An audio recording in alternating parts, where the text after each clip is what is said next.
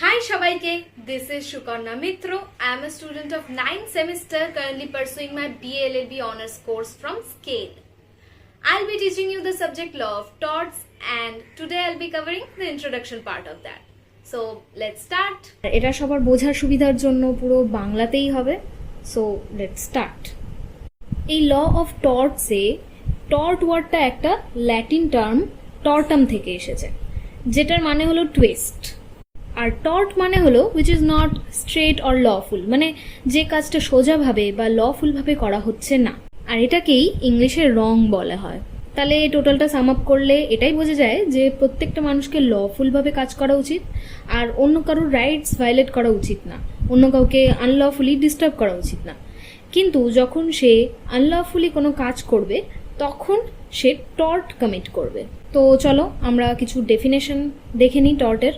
স্যালমান বলেছেন এটা একটা সিভিল রং যেটার রেমিডি কমন ল অ্যাকশনের মধ্যে দিয়ে পাওয়া যায় আনলিকুইডেটেড ড্যামেজেসের জন্য, এবং যেটা breach of contract, breach of trust and other equitable অব্লিগেশনের ক্ষেত্রে হয় না। এবার ড্যামেজেস মানে ক্ষতি, আর এই ড্যামেজেস দুই প্রকারের হয়, liquidated damages and unliquidated damages. Liquidated মানে যেটায় আগে থেকেই ডিসাইড করা থাকে কত ড্যামেজ হয়েছে, সেটায় কত কম্পেনসেশন পাওয়া যাবে। আর আনলিকুইডেটেড মানে এটার ঠিক অপোজিট, যেখানে আগে থেকে ডিসাইড করা থাকে না, যতটা ড্যামেজ হয়েছে সেই হিসাবেই কম্পেনসেশনটা দেওয়া হয়। নেক্সট ডেফিনেশন হলো উইনফিল্ডের। উইনফিল্ড বলছেন ব্রিচ অফ ডিউটি হলেই টর্টিয়াস লায়াবিলিটি অ্যারাইজ করে। উইনফিল্ডও আনলিকুইডেটেড ড্যামেজেসের কথাই বলেছেন। এর নেক্সট ডেফিনেশন হচ্ছে ফ্রেজারের। ফ্রেজার বলেছেন টর্ট হলো রাইট ইন রেমের ইনফ্রিঞ্জমেন্ট। এই ইনফ্রিঞ্জমেন্ট যদি কোনো প্রাইভেট ইন্ডিভিজুয়ালের সাথে হয় তাহলে তারা একটা রাইট টু কম্পেনসেশনও পায়। রাইট ইন রেম মানে হচ্ছে যেটা প্রত্যেক ইন্ডিভিজুয়ালের থাকে, আর রেম ওয়ার্ডটার মানে হচ্ছে অ্যাগেন্স্ট দ্য হোল ওয়ার্ল্ড, মানে যখন পুরো পৃথিবীতে কেউ যখন আপনার রাইটটাকে ব্রিচ করে তাহলে আপনি তার কাছ থেকে কম্পেনসেশন নিতে পারেন। এর সাথে আর একটা কনসেপ্টও আছে যেটা হলো রাইট ইন পার্সনাম, যেটার মানে হচ্ছে প্রাইভেট ইন্ডিভিজুয়ালের অ্যাগেনস্টে কোনো রাইট। যেমন রাম অ্যান্ড আকাশের করা কন্ট্রাক্টে যদি আকাশ ব্রিচ অফ কন্ট্রাক্ট করে তাহলে রাম এই রাইট ইন পার্সনামের চলতে আকাশের কাছ থেকে কম্পেনসেশন ক্লেম করতে পারবে। এবার আসি নেচার অফ টর্ট। এখানে মেনলি তিনটে পয়েন্ট আছে যেটা আমরা ডেফিনেশনেও পড়লাম। প্রথম হলো টর্ট ইজ আ সিভিল রং। এখানে বলছে টর্ট একটা সিভিল রং। রং দুই প্রকারের হয়, civil wrong and criminal wrong. Civil রঙের ক্ষেত্রে ইনজার্ড পার্টি, যাকে লয়ের ভাষায় প্লেন্টিফ বলা হয়, সে তার সাথে হওয়া ইনজুরির জন্য রং ডুয়ার মানে ডিফেন্ডেন্টের কাছ থেকে কম্পেনসেশন চাইতে পারে, এবং সেক্ষেত্রে প্লেন্টিফ কম্পেনসেশন পায় অ্যাজ রেমিডি। এটা পুরোটাই একটা সিভিল প্রসিডিং এর থ্রু দিয়ে হয়। এবার আসি সেকেন্ড পয়েন্টে, যেটা হলো tort is other than a mere breach of contract or breach of trust. এখানে বলছে টর্ট সিভিল রং, কিন্তু সব সিভিল রং টর্ট হয় না। যেমন breach of contract, breach of trust, এগুলো সিভিল রং, কিন্তু এগুলো টর্ট না। এবার আসি থার্ড পয়েন্টে, tort is redressable by an action for unliquidated damages. এখানে বলছে ড্যামেজেস বা কম্পেনসেশন হলো মোস্ট ইম্পর্টেন্ট রেমিডি টর্টের ক্ষেত্রে। কারোর সাথে কোনো হার্ম হলে সেটা তো আনডিউ করা পসিবল হয় না, সেক্ষেত্রে তাকে মনিটারি কম্পেনসেশন দেওয়া হয়। আর টর্টের ক্ষেত্রে এই ড্যামেজটা সবসময় আনলিকুইডেটেড হবে। নেক্সট আসি essential of tort or constituents of tort. যে সিভিল রংগুলো breach of contract, breach of trust হয় না, সেগুলোকে টর্ট বলা হয়। তাই এই টর্টের মধ্যে অনেক ধরনের সিভিল রং পাওয়া যায়। বেসিক্যালি টর্টে দুটো এসেনশিয়াল আছে যেটা সব টর্টেই থাকে। ফার্স্ট হলো অ্যাক্ট অর অমিশন। এটার মানে হলো কোনো অ্যাক্ট বা অমিশন যেটা ডিফেন্ডেন্ট বা রং ডুয়ার করছে, যার জন্য প্লেন্টিভের কোনো লিগাল রাইট ভায়োলেট হচ্ছে। যেমন রাম আকাশের বাড়িতে ট্রেসপাস করছে, এখানে রাম যে রংফুল অ্যাক্ট বা অমিশনটা করছে সেটা হলো ট্রেসপাস। সেকেন্ড পয়েন্ট হলো লিগাল ড্যামেজেস। প্লেন্টিফকে তার যে ইনজুরি বা হার্ম বা তার যে লিগাল রাইটটা ভায়োলেট হচ্ছে সেটা প্রুভ করতে হবে, তাকে দেখাতে হবে যে তার লিগাল ড্যামেজ হয়েছে। লিগাল রাইট ভায়োলেট না হলে কিন্তু সেটাকে টর্ট বলা যাবে না। এই লিগাল ড্যামেজের দুটো ম্যাক্সিম আছে যেটা আমরা পড়বো। প্রথম হচ্ছে ইনজুরিয়াস ইন এ ড্যামনাম, মানে হচ্ছে ইনজুরি উইথ ড্যামেজ। মানে যখন প্লেন্টিভের লিগ্যাল রাইট ভায়োলেট হচ্ছে কিন্তু তার কোনো ড্যামেজ, লস বা হার্ম হচ্ছে না। যেমন আগের এক্সাম্পলটাই ধরি, রাম আকাশের বাড়িতে ট্রেসপাস করছে কিন্তু আকাশের এখানে কোনো লস বা ড্যামেজ সে করছে না, কিন্তু আকাশের লিগ্যাল রাইটটা ভায়োলেট হচ্ছে। তাই এখানে আকাশ রামের ওপর টর্টের আন্ডারে অ্যাকশন নিতে পারে। এখানে একটা খুব ইম্পর্টেন্ট ল্যান্ডমার্ক কেস আছে, সেটা হচ্ছে অ্যাশবি ভার্সেস হোয়াইট। এই কেসটায় হয়েছিল যে অ্যাশবি ভোট দিতে যাচ্ছিল কিন্তু হোয়াইট তাকে ভোট দিতে দেয়নি। তাই অ্যাশবির লিগ্যাল রাইট ভায়োলেট হওয়ার জন্য সে যখন হোয়াইটের উপর কেস করে, আর কেসটা যখন কোর্টে ওঠে তখন হোয়াইট বলে যে অ্যাশবি যে ক্যান্ডিডেটকে ভোট করতে যাচ্ছিল সে তো জিতে গেছে, সুতরাং অ্যাশবির তো এখানে কোনো লস হয়নি, তাহলে আমি কম্পেনসেশন কেন দেব?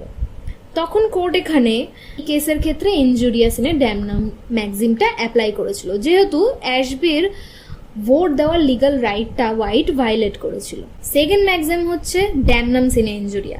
এটার মানে হলো ড্যামেজ উইদাউট ইনজুরি, মানে প্লেন্টিভের ড্যামেজ হয়েছে কিন্তু ইনজুরি হয়নি, তার কোনো লিগ্যাল রাইট ভায়োলেট হয়নি কিন্তু ড্যামেজ বা লস হয়েছে। এটা একটা ল্যান্ডমার্ক কেস দিয়ে আমরা বুঝবো, গ্লস্টার গ্রামার স্কুল কেস। এই স্কুলের পাশেই ডিফেন্ডেন্ট তার একটা স্কুল খোলে, যেটা অনেক স্টুডেন্টরা চলে যাচ্ছিল অ্যান্ড এই গ্লস্টার গ্রামার স্কুলের অনেক লস হয়ে যাচ্ছিল। তখন এই স্কুলটা কেস ফাইল করে ডিফেন্ডেন্টের উপর যে তার স্কুল খোলার জন্য আমাদের অনেক লস হচ্ছে, অনেক স্টুডেন্ট কমে গেছে আমাদের। কোর্ট এখানে বলে যে এটা কোনো ইললিগাল অ্যাক্ট না, বা এটার জন্য প্লেন্টিভের কোনো লিগ্যাল রাইট ভায়োলেট হচ্ছে না। তার লস বা ড্যামেজ হচ্ছে ঠিকই, কিন্তু এই লসের কম্পেনসেশন সে লয়ের আন্ডারে পেতে পারে না। নেক্সট আমরা আসবো টর্ট অ্যান্ড ক্রাইমের ডিফারেন্সে। টর্ট সিরিয়াস নেচারের হয় না, বাট ক্রাইম সিরিয়াস নেচারের হয়। টর্ট একটা প্রাইভেট রং, বাট ক্রাইম একটা পাবলিক রং। টর্টের ক্ষেত্রে প্রাইভেট ইন্ডিভিজুয়াল নিজেই কেস ফাইল করবে, but in case of crime the case is brought by the state. টর্টের ক্ষেত্রে যে টর্ট কমিট করে তাকে টর্ট ফিজার বলা হয়, বাট ক্রাইমের ক্ষেত্রে যে ক্রাইমটা কমিট করছে তাকে ক্রিমিনাল বা অফেন্ডার বলা হচ্ছে। টর্টের ক্ষেত্রে রং ডুয়ারকে কম্পেনসেশন দিতে হয়, কিন্তু ক্রাইমের ক্ষেত্রে ক্রিমিনাল পানিশমেন্ট পায়। টর্টের ক্ষেত্রে ইনজিয়ার্ড পার্টি রেমিডি হিসেবে আনলিকুইডেটেড ড্যামেজেস রিসিভ করে, ক্রাইমের ক্ষেত্রে অফেন্ডারকে পানিশমেন্ট দেওয়া হয়। ইন কেস অফ টর্ট ইনজুরিটা একটা স্পেসিফিক পার্সনেরই হয়, but in case of crime whole society injured হয়। এবার আসি টর্ট অ্যান্ড কন্ট্রাক্টের ডিফারেন্সে। টর্ট হলো আনকোডিফাইড ল, কন্ট্রাক্ট হলো codified law. Uncodified and codified law কি? কোডিফাইড ল হলো রিটেন অ্যান্ড অর্গানাইজ ওয়েতে প্রেজেন্ট থাকে কোনো একটা পার্টিকুলার কোডে। For example Indian contract act 1872। এই অ্যাক্টের মধ্যে যে সেকশনগুলো লেখা রয়েছে, যে লগুলো মেনশন করা রয়েছে, সেগুলোকেই আমরা কোডিফাইড ল বলবো। আর uncodified law at the same time written হয় না, এগুলো কাস্টম বা জুডিশিয়াল ডিসিশন বা আদার সোর্সেসের উপর বেসড হয়। যেমন টর্ট, এটার মধ্যে কোনো ল কোনো সেকশনের মধ্যে মেনশন নেই। সেকেন্ড ডিফারেন্স হলো টর্ট কমিট তখনই হয় যখন কেউ লয়ের দ্বারা ইম্পোজড ডিউটিকে ব্রিচ করে, অ্যান্ড ব্রিচ অফ কন্ট্রাক্ট তখন হয় যখন দুই পার্টির মধ্যে হওয়া কোনো একটা কন্ট্রাক্টে তাদের মধ্যে একজন কেউ ব্রিচ অফ ডিউটি করে। থার্ড ডিফারেন্স হলো টর্টের ক্ষেত্রে ডিউটিটা শুধু একটা স্পেসিফিক ইন্ডিভিজুয়ালের প্রতি হয় না, সবার প্রতি হয়, কিন্তু কন্ট্রাক্টের ক্ষেত্রে ডিউটিটা একটা স্পেসিফিক ইন্ডিভিজুয়ালের প্রতি হয়। ফোর্থ ডিফারেন্স হলো টর্টের ক্ষেত্রে ড্যামেজেস অলওয়েজ আনলিকুইডেটেড হবে, কিন্তু কন্ট্রাক্টের ক্ষেত্রে ড্যামেজেস লিকুইডেটেডও হতে পারে। টর্টের এক্সাম্পল হলো অ্যাসল্ট, নুইসেন্স, নেগলিজেন্স এটসেট্রা। কন্ট্রাক্টের এক্সাম্পল হলো পার্সন এ অ্যান্ড বি এর মধ্যে যদি কোনো কন্ট্রাক্ট হয়ে থাকে যেখানে এ বিকে 4টে ব্যাগ দেবে বলে তাদের মধ্যে কন্ট্রাক্টটা হয়, অ্যান্ড ইন এক্সচেঞ্জ বি তাকে 50 টাকা দেবে, এটা ঠিক হয়। বাট এ বিকে ব্যাগ দিয়ে দেওয়ার পরও বি টাকা দিতে চায় না, এখানে বি ব্রিচ অফ কন্ট্রাক্ট করে। নেক্সট ডিফারেন্স হলো টর্টের ক্ষেত্রে মাইনার পার্সনও লায়াবল হতে পারে, কিন্তু কন্ট্রাক্টের ক্ষেত্রে মাইনারের সঙ্গে হওয়া কন্ট্রাক্ট অলওয়েজ ভয়েড হবে। এরপর আমরা জানবো টর্ট অ্যান্ড কোয়াসি কন্ট্রাক্টের ডিফারেন্স কি। তো আগে জানি হোয়াট ইজ কোয়াসি কন্ট্রাক্ট। যখন একটা পার্সন কোনো অ্যাক্ট করার মাধ্যমে কিছু গেইন করছে বা কোনো অ্যাডভান্টেজ বা বেনিফিট পাচ্ছে, আর সেটার জন্যই অন্য একটা পার্সনের কোনো আনডিউ লস হচ্ছে, তখন আপনাভাবেই এই দুই পার্সন একটা কন্ট্রাক্টের মধ্যে ঢুকে যাচ্ছে, যেটাকেই আমরা কোয়াসি কন্ট্রাক্ট বলছি। এই কন্ট্রাক্টে যে গেইন করছে বা যার বেনিফিট হচ্ছে তার উপর অটোমেটিকলি একটা লায়াবিলিটি চলে আসছে, যে তাকে সেই অপর পার্সনকে যার লস হচ্ছে তাকে একটা কম্পেনসেশন দিতেই হবে তার লসের জন্য। চলো এটা একটা এক্সাম্পল দিয়ে আরো ভালো করে বোঝা যাক। যেমন তোমার কাছে একটা প্রিপেড পিৎজার ডেলিভারি এসেছে, কিন্তু তুমি ওটা অর্ডার করোনি, কিন্তু তুমি কি করলে, ওটা নিলে এবং খেয়ে নিলে। পরে যখন পিৎজা বয় এসে তোমার কাছে ওই পিৎজাটা ফেরত চাইবে, তখন কিন্তু তুমি পুরোপুরি লায়াবল হবে, নয়তো ওই পিৎজাটা তোমাকে ফেরত দিতে হবে, আর নয়তো সেটার কম্পেনসেশন তোমাকে দিতে হবে। যখন তুমি নোয়িংলি অন্যের জিনিসটা নিয়ে নিচ্ছ, তখন তুমি অটোমেটিকলি এই কন্ট্রাক্টের মধ্যে ঢুকে যাচ্ছ।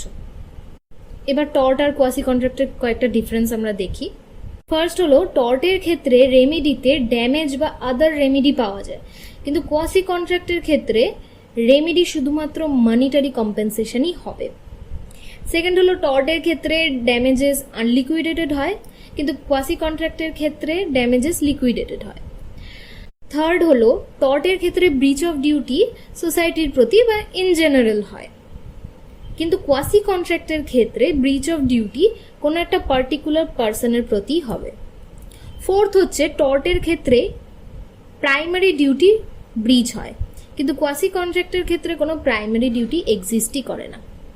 এবার আসি একটা ইম্পর্টেন্ট টপিক, যেটা হচ্ছে is it law of tort or law of torts. এই কোশ্চেনটায় দুটো কম্পিটিং থিওরি দেওয়া হয়েছিল, যেটা দুজন আলাদা আলাদা জুরিস দিয়েছিলেন। উইনফিল্ড বলেছিলেন এটা ল অফ টর্ট। উনি একটা এক্সাম্পল দিয়ে বুঝিয়েছিলেন দ্যাট এটা ম্যাটার করে না যে আমি কোনো রং বা টর্ট যেটা কমিট করলাম সেটার কোনো স্পেসিফিক নাম হবে, স্পেসিফিক নাম না থাকলেও আমাকে লায়াবল মানা হবে। আমি যদি লফুল জাস্টিফিকেশন প্রুফ নাও করতে পারি, সেক্ষেত্রেও আমাকে লায়াবল মানা হবে। On the other hand, Salmond law of torts এটাকে সাপোর্ট করতো। ওনার মধ্যে লায়াবিলিটি তখনই অ্যারাইজ করবে যখন সেই কমিট করা রংটা অলরেডি এক্সিস্টিং লিগাল টাইটেলকে কভার করবে, আর যদি কভার না করে তাহলে সেই রং বা টর্টটাকে লিগাল কমপ্লেন্ট হিসেবে ধরাই যাবে না। এটাকে সাপোর্ট করে উনি পিজন হোল থিওরিটাও দিয়েছিলেন। পিজন হোল থিওরিতে স্যালমন বলেছিলেন যে এখানে জেনারেল প্রিন্সিপাল অফ লায়াবিলিটি নেই। পিজন হোল যেমন আলাদা আলাদা হয়, তেমনি টর্টেও এক একটা হোল সিম্বলাইজ করে আলাদা আলাদা টর্টকে, যেমন battery, assault, defamation etcetera. Salmon বলেছিলেন যে প্লেন্টিফের সাথে যে পার্টিকুলার রংটা হয়েছে সেটা যদি যে কোনো এই একটা পিজন হোলে ফিট হয়, ক্রাইটেরিয়াগুলো যদি মিট করে, তাহলেই টর্ট কমিট করা হয়েছে বলে মনে করা হবে, আর না হলে মনে করা হবে না। আর যদি ওই প্লেন্টিফের সাথে হওয়া রংটা কোনো পিজন হোলেই ফিট না হয়, তাহলে এটাই প্রিজিউম করা হবে যে ডিফেন্ডেন্ট কোনো রংই কমিট করেনি। So that's it for today. আশা করি সবাই বুঝেছো, but if you have any queries related to this topic, you can ask me in the comment section below. Thank you for watching.